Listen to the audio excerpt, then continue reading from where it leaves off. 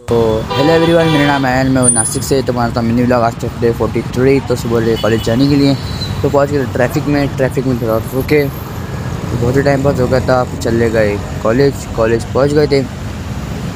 दोस्त साहब उसके लिए रुके थे। फिर छुट्टी हुए थे तो निकल गए जाने के लिए। फिर रास्ते में रुक के हमने पी लिए कैंपा। फिर रास्ते निकल गए घूमते घूमते हमारा दिमाग चला यात्रा पे आने का। तो हम पहुँच गए यात्रा पे। मुंबई नाके पर थे। यहाँ पे बहुत गर्दी थी, मतलब झूले थे सब था। तो गर्दी साथ दूसरी हम भी अंदर का तो गर्दी थी। तो साइड में रुके। मनमानन मैंने खा ली थी वड़ा पाव। यहाँ से रुके तो यहाँ पे जोकर के मास्क वो सब थे। फिर हमको बैठना झूले में, तो वहाँ पर बहुत गर्दी थी तो नंबर नहीं लगा हमारा। तो हम साइड में रुक गए।